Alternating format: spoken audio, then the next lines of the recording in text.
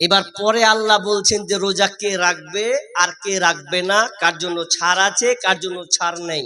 জি, অনেক মানুষ আছে না, রমজান মাসের যখন সময় আসে আর কয়েকদিন পরই রোজা, তখন ওর পেটে কুটকুটানি শুরু হয়ে যায়।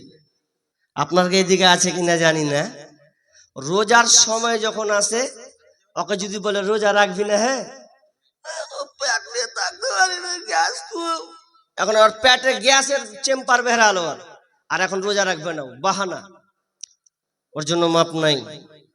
কে মাপ আছে, কার জন্য ছাড় আছে কার জন্য ছাড় নাই, এই আয়াতটাতে পেয়ে যাবেন। কি আইয়ামাম মা'দুদাত, নির্দিষ্ট কয়েকটা দিন, অর্থাৎ এ রমজান মাস কয়েকটা নির্দিষ্ট দিন রোজা আছে।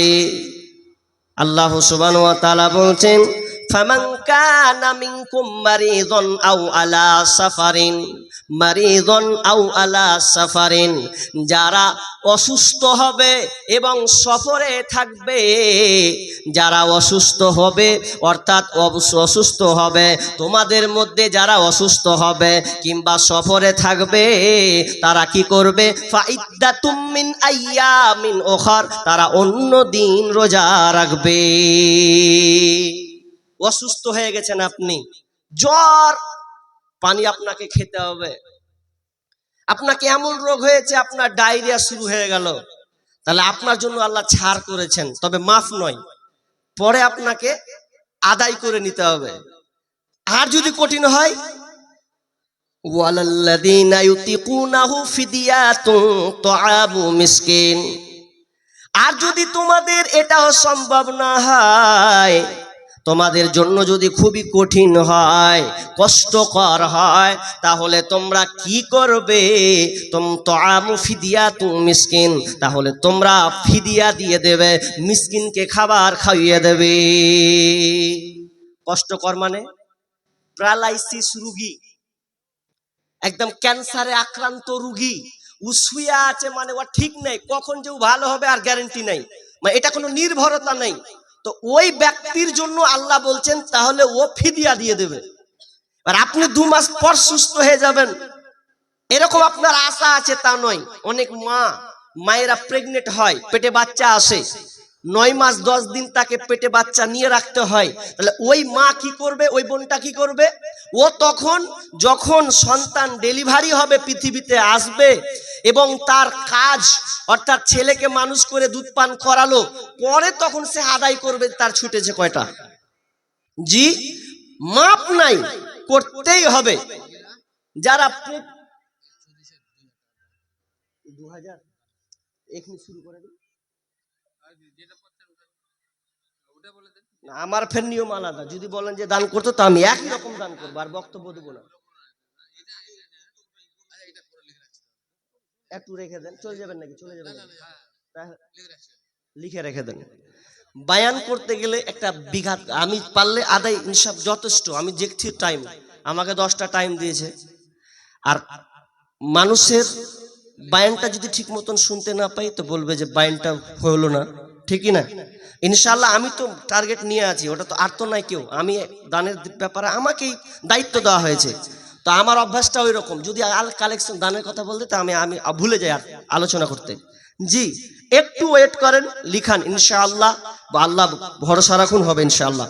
আমি যেটা বলতে চাইলাম কি, যে একেবারে আপনি অসুস্থ পারছেন না, আপনার আশা নেই, তখন আপনি ফিদিয়া দিবেন। কতটি? আধাশা। আধাশা সমান মুফাসসিরিন کرام 2টা ব্যাখ্যা করছেন। আধাশা কে বলেছেন 101 কিলো, আবার কে বলেছেন 1.5 কিলো। তাহলে 101 কিলো কিংবা 1.5 কিলো, তাহলে 101 কিলো যদি ধরেন তাহলে 38 কিলো হবে প্রায় এরকম, আর 1.5 কিলো যদি ধরেন তাহলে 45 কিলো হয়ে যাবে। তাহলে এরকম, কিংবা আপনি একটা দিনের খাবার আপনি একদিন পারেননি, একদিনের খাবার আপনি খাইয়ে দেন। জি, এটা আপনাকে করতে হবে, কারণ এটা খুবই গুরুত্বপূর্ণ, এটা আপনাকে খেয়াল রাখতে হবে।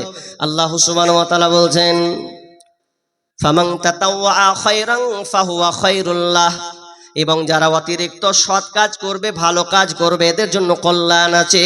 ওয়া আনতাসুমু খায়রুল লাকুম, এবং তাদের জন্য কল্যাণ আছে যদি তারা সিয়াম রাখে। ইন কুনতুম তা'লামুন, তোমরা যদি তা জানো, তোমরা যদি জানতে সিয়াম রাখলে কত কল্যাণ আছে, তাহলে তুমি এই রোজাটাকে ছাড়তে না। ছাড়তাম না, অলসতা করতাম না। কেন? একজন বিজ্ঞানী যার নাম ইসিনোরি ওশিমি, জাপানি বিজ্ঞানী, একজন বিশাল বড় মাপের বিজ্ঞানী।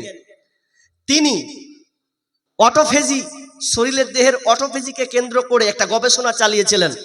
ওই গবেষণা করে রোজাকে কেন্দ্র করে একটা গবেষণা করেছিলেন, আর গবেষণা করে তিনি সাকসেস হয়েছিলেন, এবং এই জন্য তাকে নোবেল পুরস্কার দেওয়া হয়েছিল। 2016 সালে নোবেল পুরস্কার পেয়েছিলেন। কেন? রোজার উপরে গবেষণা করেছিলেন তিনি। 9টা ধারা বর্ণনা করেছিলেন রোজা, যারা রোজা রাখে। অটোফেজি মানে বুঝেন? অটো, আপনি ডিকশনারি খুলুন। অটো বলা হয় নিজে, ফেজি মানে খেয়ে নেওয়া, নিজেকে খেয়ে নেওয়া। জি, মানে শরীরের মধ্যে যে খারাপ কোষগুলো থাকে, মানে কোষ যেগুলো থাকে শরীরের মধ্যে, সেই কোষগুলোকে নষ্ট করে দেয়, বিষাক্ত কোষগুলোকে ধ্বংস করে দেয় যদি আপনি না খেয়ে থাকেন। যদি আপনি রোজা করেন তাহলে আপনার শরীরে বিষাক্ত এই ভাইরাসগুলোকে নষ্ট করে দেয়। এমনকি মানুষ যে 11 মাস খায়, তো খেতে গিয়ে এই খাদ্য নালী দিয়ে যে খাবারটা যায়, তো 11 মাস খেয়েছেন, তো খেয়ে খেয়ে খেয়ে খেয়ে এই নালী দিয়ে একটা আবর্জনা তৈরি হয়। কেমন আবর্জনা? দেখবেন যাদের বাড়িতে ছাদ আছে, ভালো করে দেখবেন ছাদ, তো ছাদের সাইড দিয়ে পাইপ থাকে না ভাই? আর থাকে না কথা বলেন? তো এই পাইপ দিয়ে যে পানিটা বের যায়, দেখবেন পানিটা যেতে যেতে যেতে যেতে যেতে যেতে সাইডে আবর্জনা পড়ে না? থাকে না? মানুষের শরীরে ওই রকমই একটা আবর্জনা ধরে নাই। কেউ যদি রোজা রাখে তাহলে রোজার মাধ্যমে ওই আবর্জনাটা ক্লিয়ার হয়ে যায়, পরিষ্কার হয়ে যায়। শুধু তাই নয়, ক্যান্সার পর্যন্ত ভালো হয়ে যায় যদি আপনি রোজা রাখেন। এটা আমি বিজ্ঞানীদের থিওরি বলছি। তাহলে কোরআন সুন্নাত কত দিন আগে আপনাকে বুঝিয়েছেন। জি, তাহলে রোজা খুবই গুরুত্বপূর্ণ বিষয়, রোজা আমাদের রাখতে হবে।